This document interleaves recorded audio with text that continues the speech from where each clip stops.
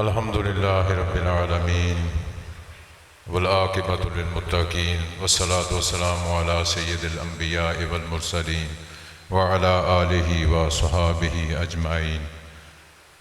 أما بعد فأعوذ بالله من الشيطان الرجيم. بسم الله الرحمن الرحيم. الحمد لله الذي أنزل على عبده الكتاب ولم يجعل له عوجا قيما لينذر بأسا شديدا من لدنه ويبشر المؤمنين. صدق الله مولانا العظيم وصدق رسوله النبي الأمي الكريم ونحن على ذلك لمن الشاهدين والشاكرين والحمد لله رب العالمين. نہایت ہی قابل تکریم جناب قبلہ پیر صاحب دامت برکاتہم العالیہ، جناب شیخ الحدیث علامہ مفتی محمد اعظم اشرفی، مشائخ اعظام، علماء کرام، مہمانان گرامی قدر، اساتذہ کرام، عزیز طلبہ اور حاضرین محترم،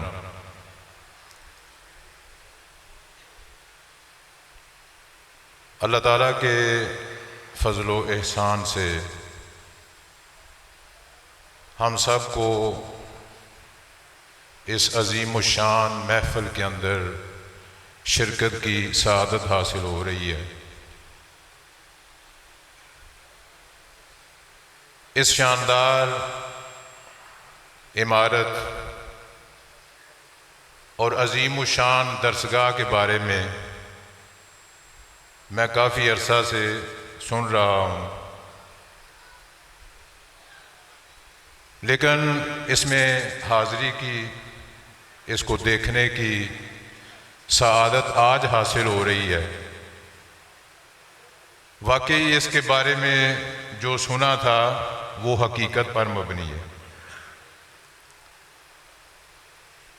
یہ بھٹی فیملی، اللہ تعالیٰ نے ان کو یہ توفیق ارزانی فرمائی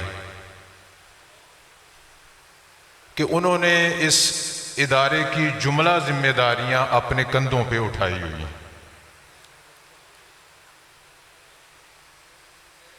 لوگ ادارے بعد میں بناتے ہیں، جو چندے کی کاپیاں ہیں وہ پہلے چھاپ لیتے ہیں۔ وہ ان کے جو نمائندے ہیں وہ کاپیاں لے کر گھر گھر جاتے ہیں، دکانوں پہ جاتے ہیں، لوگوں کو ملتے ہیں، اور پھر یہ ایک لمبا سلسلہ شروع ہو جاتا ہے۔ لیکن یہ کیا ہی سعادت ہے، یہ کیا ہی خوش بختی ہے، اللہ تعالیٰ جس کو عطا فرما دے۔ یہ کسی کے بس کی بات نہیں ہوتی۔ دنیا میں بڑے بڑے سرمایہ دار موجود ہیں، دنیا میں بڑے بڑے خوشحال لوگ موجود ہیں، لیکن اللہ تعالیٰ نے ان کو یہ توفیق عطا نہیں فرمائی۔ انہوں نے اس توفیق کا اپنے آپ کو اہل ثابت نہیں کیا، تو یہ بڑے دل گردے کا کام ہے۔ اس میں ثابت قدمی چاہیے، اس میں استقامت چاہیے، اس میں دل جمی چاہیے، اور ذوق و شوق کی فراوانی چاہیے، دین کے ساتھ محبت چاہیے، اللہ تعالیٰ اور اس کے پیارے رسول صلی اللہ علیہ وسلم کے ساتھ سچی عقیدت کے بغیر یہ کام نہیں ہو سکتا۔ تو یہ اتنا شاندار ادارہ، یہ اتنی عالی شان عمارت اس بات کی گواہی دے رہی ہے کہ واقعی اللہ تعالیٰ نے ان کو اپنے دین کے ساتھ نسبت اور وابستگی عطا کی ہے۔ اکثر لوگوں کو ہم دیکھتے ہیں کہ وہ دنیاوی ادارے قائم کرتے ہیں، سکولز، کالجز، یونیورسٹیز، لیکن اتنا سرمایہ خرچ کرنے کے باوجود دیکھیں کہ وہ ہمارے ملک کو کیا دے رہے ہیں۔ ہمارے دین کو کیا دے رہے ہیں، اس ملت کے لیے وہ کیا فائدہ بہم پہنچا رہے ہیں۔ ان اداروں کے اندر جو پڑھ لکھ کر لوگ اوپر جاتے ہیں، مختلف عہدوں کے اوپر فائز ہوتے ہیں، بڑی بڑی وزارتیں ان کے پاس،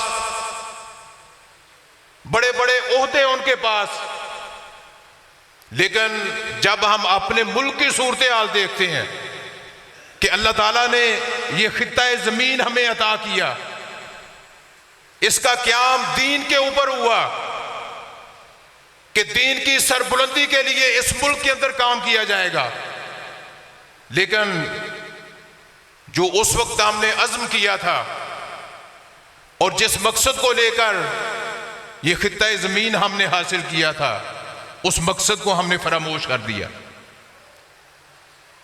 اور جدید تعلیم حاصل کرنے والے لوگ دیکھیں، جو ہمارے ملک کی صورتحال اتنی ابتر صورتحال ہے، یہ ہم بڑے نازک دور سے گزر رہے ہیں۔ یہ حالت کنہوں نے کی ہے؟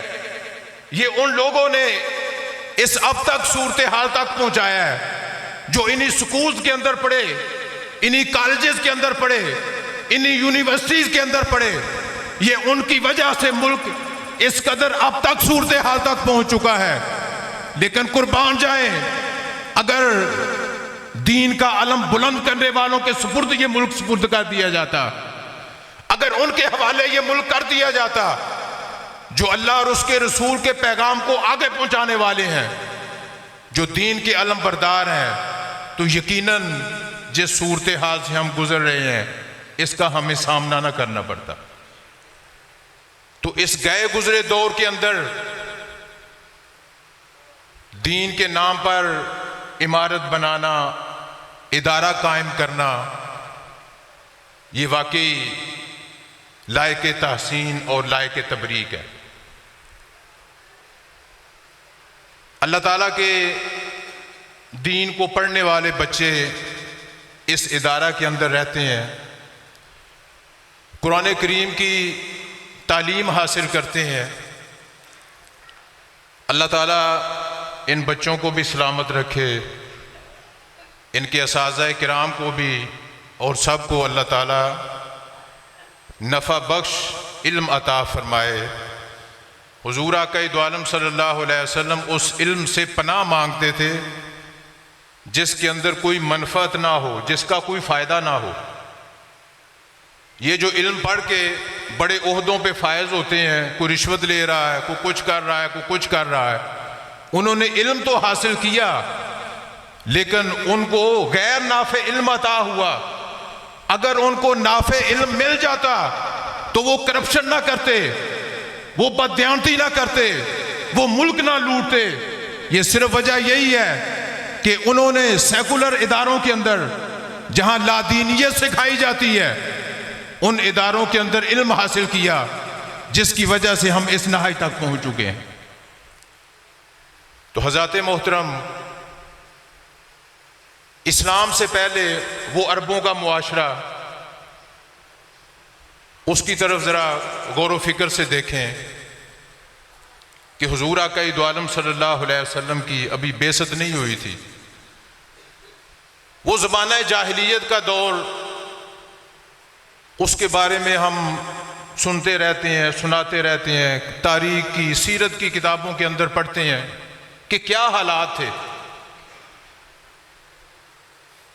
وہ مکہ کے رہنے والے، گرد و نواح کے رہنے والے عرب جو انتہائی پستی کی زندگی بسر کر رہے تھے، انتہائی گرے ہوئے تھے، اجڑ پن کے اندر اور جہالت میں وہ دنیا کے امام سمجھے جاتے تھے۔ اتنے وہ گئے گزرے تھے، اتنی پستیوں کے اندر وہ تھے کہ ارد گرد کی جو سپر پاورز تھیں، ایران اور روم، وہ ان کو غلام بنانا بھی پسند نہیں کرتے، اتنے وہ گئے گزرے تھے۔ ورنہ جو سپر پاور ہوتی ہے، جو بڑی طاقتیں ہوتی ہیں، وہ یہ چاہتی ہیں کہ جو ارد گرد کے علاقے ہیں ان کے اوپر ہمارا اثر و رسوخ ہو، ان پہ بھی ہماری حکومت ہو، لیکن یہ تو جنگل تھا، بیابان تھا، پہاڑی علاقہ تھا، نہ کھیتی باڑی نہ زراعت، یہاں تو کچھ بھی نہیں. اور پھر یہاں کے جو مکین ہیں، یہاں کے جو رہنے والے ہیں، وہ بھی انتہائی پستی کا شکار، انتہائی گرے ہوئے لوگ تھے کہ وہ ان کو اپنا غلام بنانا بھی اور ان کے علاقے کو فتح کرنا پسند نہیں کرتے تھے. لیکن اس کے بعد پھر اسلام آتا ہے تو ان کے اندر وہ کیا نئی چیز رونما ہو گئی کہ جس کی وجہ سے حالانکہ لوگ بھی وہی ہیں، علاقہ بھی وہی ہے، وہ کعبہ شریف پہلے بھی موجود تھا، اب بھی موجود ہے، وہ صفا مروہ، وہ میدان عرفات، وہ مزدلفہ، وہ ساری چیزیں جس طرح پہلے موجود تھیں اب بھی اسی طرح موجود ہیں. لیکن اس معاشرے کے اندر کیا نئی تبدیلی رونما ہوتی ہے، کیا کون سی نئی چیز پیدا ہوتی ہے کہ جس کی وجہ سے وہ لوگ جو اجڑ پن میں، جہالت میں سر فہرست تھے، جو طرح طرح کی دلالت اور گمراہیوں میں پھنسے ہوئے تھے، وہ کون سی چیز رونما ہوتی ہے، وہ کیا تبدیلی آتی ہے کہ ان کی قایا ہی پلٹ جاتی ہے. جو جہالت میں سر فہرست تھے اب وہ علم و معرفت کے اندر دنیا کے امام بن جاتے ہیں. جن کو خود ہدایت حاصل نہ تھی اب چند سال ہی گزرتے ہیں، تھوڑا عرصہ گزرتا ہے تو لوگ ہدایت حاصل کرنے کے لیے ان کے در کے اوپر حاضری دینا اپنے لیے سعادت سمجھتے ہیں. تو حضرات محترم اگر غور کریں تو پتہ چلے گا کہ باقی چیزیں تو وہی تھی. وہ کعبہ شریف بھی، صفا مروہ بھی، مینا بھی، عرفات بھی، مزدلفہ بھی، باقی ہر جگہ وہی تھی. لیکن دو چیزیں ہیں جو اس معاشرے کے اندر ظہور پذیر ہوئی. اللہ تعالیٰ نے اپنی قدرت کے دو بڑے شاہکار بالخصوص مکہ والوں کو اور بالعموم پوری انسانیت کو عطا فرمائے. وہ اس قدرت کے شاہکار کون تھے؟ ایک اپنی کتاب عطا کر دی اور دوسرا صاحب قرآن عطا فرما دیا. تو اظہار تشکر تو بنتا ہے الحمدللہ الذی انزل علی عبدہ الکتاب. تمام تعریفیں اللہ کے لیے. وہ ذات لائق حمد ہے، وہ لائق مدحت ذات ہے کہ جس نے پوری انسانیت کے اوپر اتنا کرم فرمایا. تو اظہار تشکر بنتا ہے اس نعمت کے اوپر اللہ تعالیٰ کا جتنا بھی ہم شکر ادا کریں، جس قدر بھی اس کی حمد کریں اتنی ہی کم ہے. اللہ تعالیٰ خود فرماتا ہے کہ تمام تعریفیں اللہ کے لیے ہے جس نے اپنے بندہ خاص کے اوپر اپنی خصوصی کتاب نازل فرما دی. نہ اپنے بندے کا نام لیا نہ کتاب کا نام لیا. بندے تو سارے اللہ کے بندے ہیں، انبیاء کرام بھی، اولیاء کرام بھی، صالحین یہاں جو بیٹھے ہوئے سب اللہ کے بندے ہیں. اور ہر جو تحریر ہوتی ہے اس کو کتاب کہا جاتا ہے. لیکن جو ہی علی عبدہ ہی کا ذکر آتا ہے، الکتاب کا ذکر آتا ہے تو ہمارا ذہن فوراً قرآن کریم کی طرف جاتا ہے، حضور آقا دو عالم صلی اللہ علیہ وسلم کی ذات اقدس کی طرف جاتا ہے. کیونکہ جب کوئی ذات کسی وصف کے اندر اوج کمال تک پہنچ جاتی ہے، بلندیوں کے اوپر فائز ہو جاتی ہے، کوئی چیز بھی اس کو رفتیں نصیب ہوتی ہیں تو وہ چیز اتنی مشہور و معروف ہو جاتی ہے کہ اس چیز کا نام لینے کی ضرورت نہیں ہوتی. جو ہی اس وصف کو ذکر کیا جاتا ہے وہ موصوف اور وہ ذات فوراً ذہن کے اندر آ جاتی ہے. تو اللہ تعالیٰ نے اس کتاب کو نازل کیا. کتابیں تو دنیا میں ان گنت کتابیں ہیں، بڑی بڑی دل آویز کتابیں ہیں، بڑی بڑی کامل ہوں گی ان کے مصنفین کے نزدیک. لیکن اللہ تعالیٰ نے اس کتاب کو جو کاملیت عطا کی، اس کتاب کو جو بلندیاں عطا کی، اس کتاب کو جو دل آویزی عطا کی، وہ دل آویزی، وہ کمال، وہ عظمت کسی اور کتاب کو عطا نہیں کی۔ اس لیے جب بھی الکتاب کہا جائے گا تو فوراً ذہن میں آ جاتا ہے وہ صحیفہ انقلاب، وہ نسخہ کیمیا جو اللہ تعالیٰ نے اپنے پیارے محبوب کو عطا کر کے ہماری ہدایت کے لیے اس زمین کے اوپر مبعوث کر دیا۔ تو نبی بھی وہ مبعوث کیا، کوئی ایسا نبی نہیں ہے کہ جس کی سیرت اور صورت کے اندر کوئی کشش نہ ہو، جس کے قول و فعل کے اندر کوئی جاذبیت نہ ہو، بلکہ وہ اللہ تعالیٰ کا بندہ خاص جو اپنی بندگی کے اندر ابدیت کے نقطہ عروج پر پہنچا ہوا ہے۔ اللہ تعالیٰ نے اپنے اس محبوب بندے کو، اپنے اس محبوب رسول کو جو مقام عطا کر دیا، وہ مقام کسی کو نصیب نہیں ہوا۔ تو اللہ تعالیٰ نے ہدایت کے لیے عظیم الشان رسول، عظیم الشان کتاب عطا فرما دی۔ تو قرآن کریم کی صداقت کے لیے یہی دلیل ہمارے لیے کافی ہے کہ حضور آقا دو عالم صلی اللہ علیہ وسلم کی سیرت کو دیکھ لیں، آپ کی حیات طیبہ کو دیکھ لیں، اور پھر اس چیز کو دیکھیں کہ جب آپ تشریف لائے تو حالات کیا تھے، وہ کایا کیسے پلٹی، آپ نے کس طرح انقلاب برپا کیا اس گئے گزرے معاشرے کے اندر، جس معاشرے کو اور جس معاشرے کے رہنے والوں کو کوئی وقت نہیں دیتا تھا، کوئی اہمیت نہیں دیتا تھا، چند سالوں کے اندر کس طرح اس معاشرے کو زیر و زبر کر دیا، ان کے اندر انقلاب برپا کر دیا، کیسی کیسی تبدیلیاں ان کے اندر پیدا کی۔ تو وہ بندہ خاص اپنی ابدیت میں بھی بے نظیر، اور وہ جو کتاب آپ کو عطا فرمائی وہ کتاب بھی بے عدیل اور بے مثال کتاب۔ فرمایا کہ یہ کتاب وَلَمْ يَجْعَلْ لَهُ عِوَجًا، اس کتاب کے اندر کوئی نقص نہیں ہے، اس کتاب کے اندر کوئی کجی نہیں ہے۔ بڑے بڑے لوگ آئے، وہ کفار مکہ جو عربی زبان کو بہت اچھی طرح سمجھتے تھے،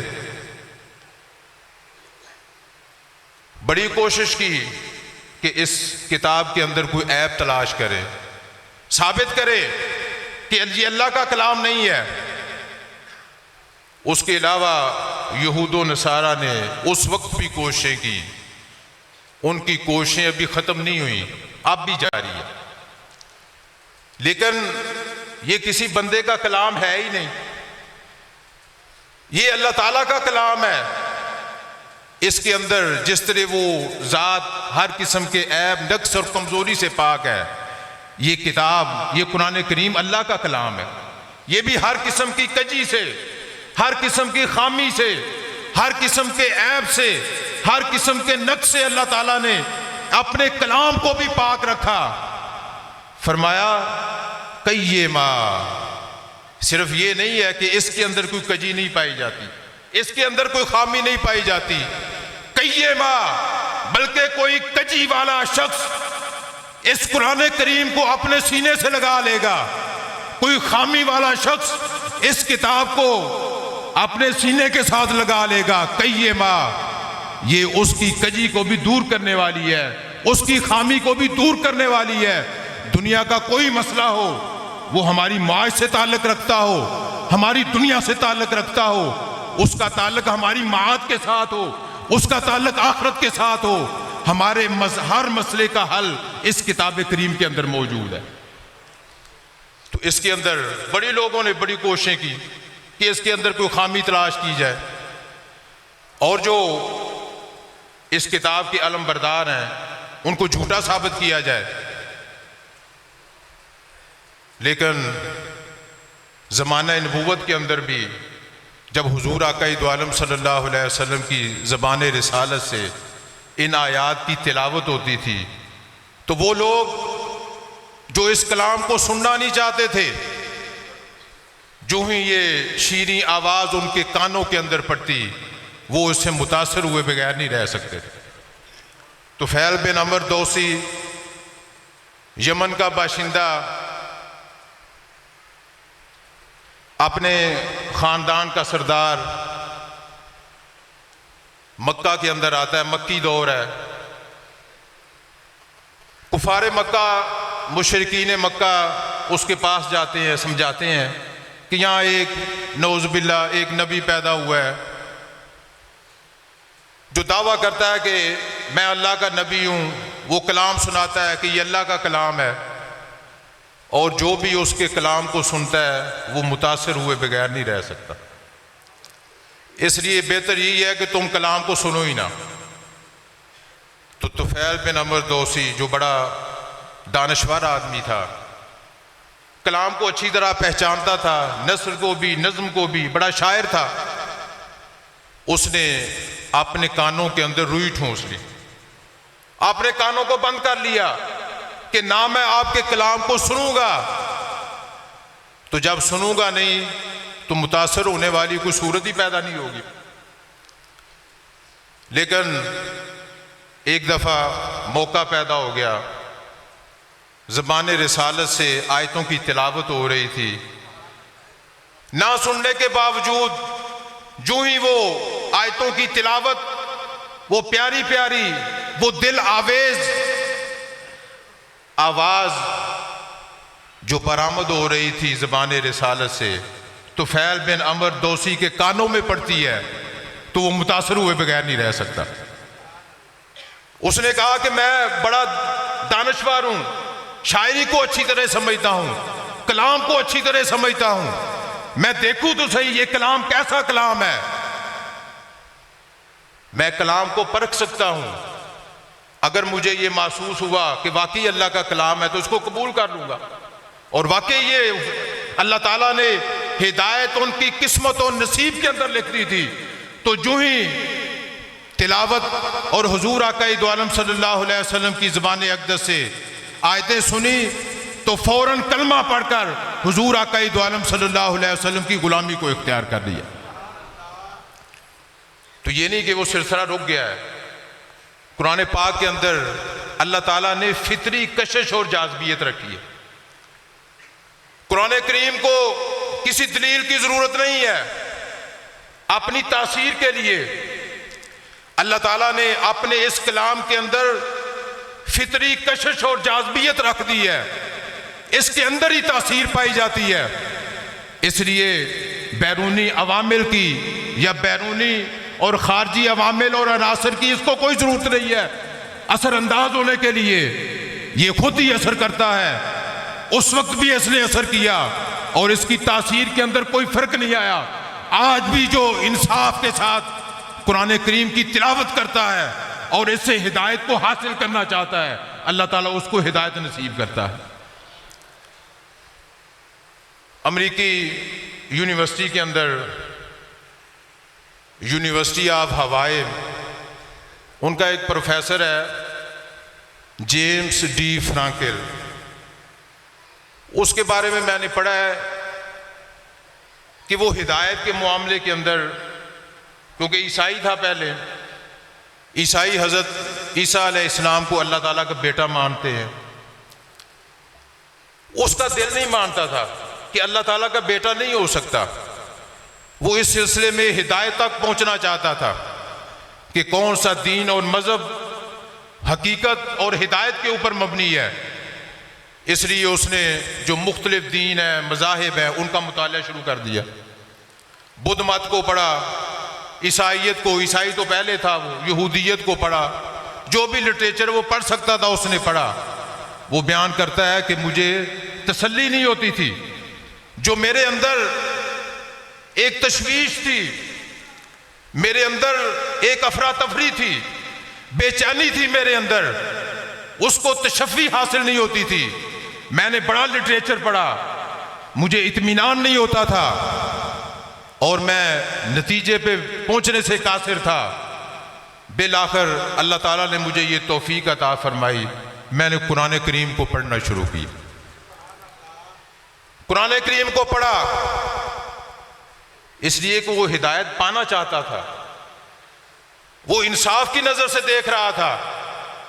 تو کہتا ہے کہ جو ہی میں نے قرآن کریم کی تلاوت کی، اس کو پڑھنا شروع کیا، اس کا ترجمہ پڑھا، تو جو ہدایت کا نور ہے وہ میرے سینے میں اترنا شروع ہو گیا۔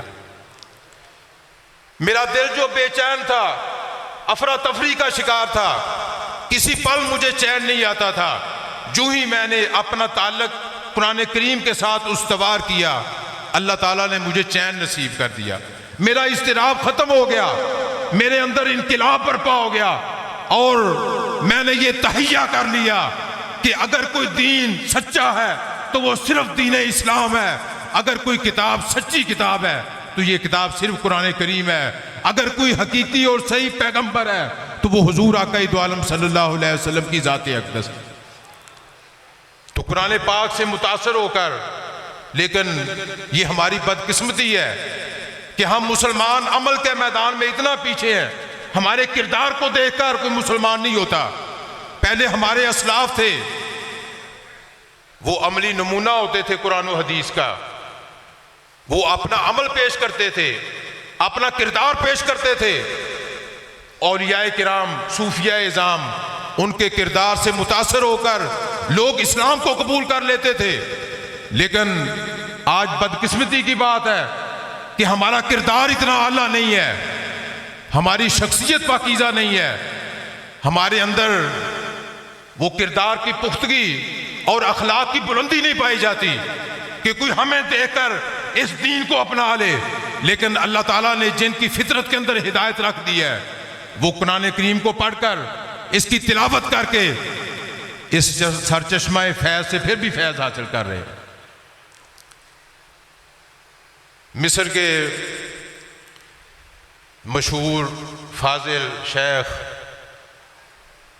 علامہ محمد متولی شعراوی رحمۃ اللہ تعالی علیہ،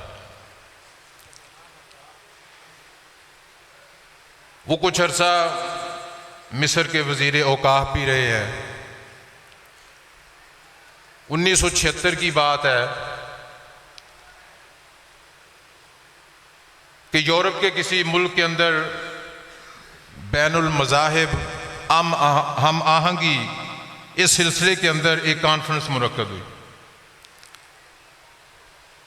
وہ وزیر اوقاف تھے، ظاہر ہے ان کو بھی مدعو کیا گیا۔ تو جب کانفرنس ختم ہوئی تو وہاں یہودیوں نے ان کو مناظرہ کی دعوت دی کہ آئیں ہمارے ساتھ بات چیت کریں، ہمارے کچھ اشکالات ہیں، سوال ہیں، ان کا جواب دیں ہمیں۔ وہ بیٹھ گئے، سوال و جواب شروع ہوئے۔ تو انہوں نے سب سے پہلے یہ سوال کیا کہ ہم بنی اسرائیل ہیں، حضرت یعقوب علیہ السلام اور ان کے بعد حضرت عیسیٰ علیہ السلام تک جتنے پیغمبر آئے وہ سارے کے سارے بنی اسرائیل میں سے تھے،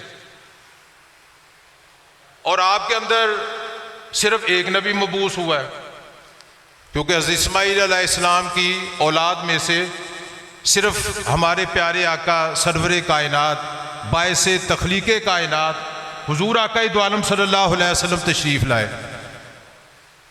اس لڑی کے اندر صرف ایک ہی نبی ہے، ادھر سینکڑوں ہزاروں نبی ہیں۔ تو اس نے سوال کیا کہ ہمارا مرتبہ زیادہ ہے اس لیے کہ ہمارے اندر زیادہ نبی آئے، آپ کے پاس صرف ایک ہی نبی آیا، تو ظاہر ہے جس طرف زیادہ نبی ہوں گے ان کا مقام زیادہ ہوگا۔ یہ اس نے سوال کیا۔ تو حضور آقا دو عالم صلی اللہ علیہ وسلم کے اس غلام نے، اس امت کے شیر نے کیا جواب دیا؟ فرمایا کہ اے بنی اسرائیل، تمہارے اندر خرابیاں بہت زیادہ تھیں، تمہارے اندر عیوب بڑے پائے جاتے تھے، تمہارے اندر کجی بہت زیادہ تھی، تمہارے اندر خامیاں بہت زیادہ تھیں، اس لیے ایک نبی تشریف لایا، لیکن تم ایسے بدقسمت کہ تم پھر بھی نہیں سدھرے، تم نے ہدایت حاصل نہیں کی۔ وہ نبی دنیا سے تشریف لے گئے، تمہاری خامیاں ویسے کی ویسی ہی رہی، تمہارے اندر کجی اسی طرح رہی، تم نے ہدایت حاصل نہ کی۔ پھر اللہ تعالیٰ نے اور نبی بھیج دیا، اس کے بعد اور نبی آیا، اور نبی آیا، لیکن تمہاری بدقسمتی کہ تم پھر بھی نہیں سدھرے۔ ادھر اللہ تعالیٰ نے بنو اسماعیل علیہ السلام میں سے ایک نبی روانہ فرمایا، برگزیدہ نبی، سب سے زیادہ مقام و مرتبہ رکھنے والا، کہ وہ ایک نبی تشریف لایا، اور پوری کائنات کے اندر انقلاب برپا کر دیا. اس لیے ادھر کسی اور نبی کی ضرورت ہی پیش نہیں آئی. تو وہ دم بخود یہ کیسا جواب آ گیا. انہوں نے کہا چلے ٹھیک ہے. ایک سوال انہوں نے اور کیا کہ یہ بتائیں کہ جو آپ کہتے ہیں کہ قرآن کریم اللہ تعالیٰ کا کلام ہے، اس کا کیا ثبوت ہے کہ یہ حضور آقا دو عالم صلی اللہ علیہ وسلم کا کلام نہیں ہے، اللہ کا کلام ہے؟ اس کا کیا ثبوت ہے؟ تو حضرت علامہ نے جواب دیا کہ ایک آیت ہے، میں پڑھتا ہوں، تمہارے بارے میں ہی ہے. تمہاری صورتحال کو بیان کیا گیا، بنی اسرائیل کی صورتحال کو. اگر تو وہ صورتحال درست ہے تو پھر سمجھ لینا یہ کسی انسان کا کلام نہیں ہے، یہ اللہ تعالیٰ کا کلام ہے. وَقُلْنَا مِن بَعْدِهِ لِبَنِي إِسْرَائِيلَ اسْكُنُوا الْأَرْضَ. فرعون کو غرق کر دیا. اللہ تعالیٰ فرماتا ہے اس کو غرق کرنے کے بعد ہم نے بنی اسرائیل سے کہا کہ سرزمین کے اندر آباد ہو جاؤ، آباد ہو جاؤ. فَإِذَا جَاءَ وَعْدُ الْآخِرَةِ جِئْنَا بِكُمْ لَفِيفًا. اور جب آخرت کا وعدہ پورا ہوگا تو ہم تم سب کو لپیٹ کر اکٹھا کر کے لے آئیں گے. فرمایا کہ تمہاری یہ کیفیت تھی کہ دنیا میں تم بکھرے ہوئے تھے، ساری کائنات کے اندر تم منتشر تھے، تمہیں کوئی علاقہ نہیں ملتا تھا کہ جہاں تم اکٹھے ہو کر رہ سکو. تتر بتر تھے دنیا کے اندر اور ہر زمانے کے اندر تم نے مار کھائی ہے. لیکن اللہ تعالیٰ یہ فرما رہا ہے کہ جب قیامت کا وقت قریب ہوگا تم سب اکٹھے ہو جاؤ. تو بتاؤ اب کہ اسرائیل ایک ریاست تمہاری قائم ہو گئی ہے. اللہ تعالیٰ نے وعدہ فرمایا، اس حقیقت کو بیان کیا کہ تم سب کو ایک جگہ اکٹھا کر دیا جائے گا. تو دنیا کے کونے کونے سے جتنے یہودی ہیں سارے اپنا اپنا وطن چھوڑ کر اسرائیل کے اندر سارے آ کر آباد ہو گئے. تو فرمایا کہ بتاؤ یہ حقیقت ہے یا نہیں؟ انہوں نے کہا واقعی یہ حقیقت ہے. فرمایا کہ اگر یہ حقیقت ہے تو اگلی آیت بھی سن لو، وَبِالْحَقِّ أَنزَلْنَاهُ وَبِالْحَقِّ نَزَلَ وَمَا أَرْسَلْنَاكَ إِلَّا مُبَشِّرًا وَنَذِيرًا. پھر اگلی حقیقت بھی سن لو. اللہ تعالیٰ ارشاد فرما رہا ہے کہ ہم نے اس قرآن کریم کو حق کے ساتھ اتارا ہے اور یہ حق کے ساتھ ہی اترا ہے. اور میرے پیارے محبوب، ہم نے آپ کو بشارت دینے والا اور بر وقت ڈرانے والا بنا کر دنیا کے لیے مبعوث فرما دیا. ان کو لاجواب کر دیا. تو جو اہل حق ہے وہ میدان میں کبھی انہوں نے شکست نہیں کھائی. اس اللہ کے بندے نے پہلے سوال کا جواب دیا، دوسرے سوال کا جواب دیا، تیسرے سوال کی نوبت ہی نہیں آئی. اللہ تعالیٰ نے اس مناظرہ کے اندر ان کو فتح عطا فرما دی. ان کو پھر ہمت ہی نہیں ہوئی. لیکن جب وہاں سے رخصت ہونے لگے تو جاتے جاتے کہہ گئے کہ ہم آپ کو دعوت دیتے ہیں فلاں ہوٹل میں، وہاں کا اکٹھے کھانا کھائیں گے. تو آپ نے فرمایا کہ تم ایسی قوم، دغا باز قوم ہو کہ تمہارے اوپر ہمیں اعتبار نہیں ہے. ہو سکتا ہے اس کھانے کے اندر تم زہر ملا دو اور میرا اس طرح خاتمہ کر دو تم. تو اس میں اصل میں آپ نے اشارہ کیا حضور آقا دو عالم صلی اللہ علیہ وسلم جب تشریف لے گئے یہودیوں کے پاس تو انہوں نے آپ کے کھانے کے اندر زہر ملا دی تھی. اس چیز کی طرف انہوں نے اشارہ کیا کہ تم تو ایسی قوم ہو کہ ہمارے پیغمبر حضور آقا دو عالم صلی اللہ علیہ وسلم کے ساتھ تم نے یہ کیا تو میرے ساتھ تم نہیں کر سکتے. تو یہ جو اللہ کے شیر ہیں، اس دین کے علم بردار ہیں، یہ دین کے پیغام کو، دین کے نور کو دنیا کے چپے چپے کے اندر عام کرتے ہیں اور دین کا پیغام لے کے جاتے ہیں. اللہ تعالیٰ ان کو حوصلہ عطا کرتا ہے، اللہ تعالیٰ ان کو قوت عطا کرتا ہے اور یہ تھوڑے کے اوپر بھی گزارا کر لیتے ہیں. یہ تھوڑے کے اوپر گزارا کرنے والے لوگ ہیں. یہ دوسرے جو اساتذہ ہیں وہ لاکھوں روپیہ تنخواہ لیتے ہیں لیکن ان کا کام دیکھیں کہ چند گھنٹے کام کرتے ہیں اور وہ بھی صحیح سلیقے کے ساتھ صحیح طریقے سے اس کام کو انجام نہیں دے سکتے. لیکن مدارس کے اندر، دینی درسگاہوں کے اندر یہ جو اللہ کے شیر ہیں، یہ دین کے جو خادم ہیں، ان کو جیسی بھی روٹی مل جائے انہوں نے کبھی شکوہ نہیں کیا جتنی تنخواہ ان کو مل جائے، اور آپ سب جانتے ہیں کہ ان کو کوئی بڑی بڑی رقمیں نہیں ملتی، ان کو کوئی بڑی بڑی تنخواہیں نہیں ملتی، لیکن ان کی زبان کے اوپر کبھی شکایت کے الفاظ نہیں آئے، انہوں نے کبھی شکوہ نہیں کیا کہ ہمارا گزارا نہیں ہوتا، اور اس دین کو آگے بڑھا سکتے ہیں۔ تو یہی دین کے علم بردار، یہی اللہ کے شیر اس کو آگے بڑھا سکتے ہیں۔ ملک و ملت کی اگر کوئی خدمت کر سکتے ہیں تو یہی طبقہ ہے۔ اگر اس طبقے کو پروموٹ کیا جائے، ان کو سہولیات دی جائیں، اور جدید تعلیم کا بھی اصل مقصد تو ہمارا دین کو حاصل کرنا ہے، لیکن ہر دور کے تقاضے ہوتے ہیں۔ اللہ تعالیٰ نے جو ہمیں کتاب عطا فرمائی ہے، یہ کتاب کوئی ایسی نہیں ہے کہ جو بدلتے ہوئے تقاضوں کا ساتھ دینے والی نہ ہو۔ دنیا کے تقاضے بدلتے ہیں، دنیا کی ضروریات بدلتی ہیں، تو جس مقصد کے لیے، جس ضرورت کے لیے آپ کو رہنمائی چاہیے، یہ کتاب ہدایت ہماری رہنمائی کرنے کے لیے موجود ہے۔ تو اللہ تعالیٰ ہمیں توفیق عطا فرمائے کہ ہم اس کتاب ہدایت کے ساتھ اپنے تعلق کو مضبوط کریں، اس سے ہم رہنمائی حاصل کریں، اس کے نور سے اپنے تاریک دلوں کو روشن کریں، کیونکہ اسی کے اندر، اس دنیا کے اندر بھی ہمارے لیے سعادت ہے، آخرت میں بھی۔ ان اللہ یرفع بہ اقواما ویضع بہ آخرین۔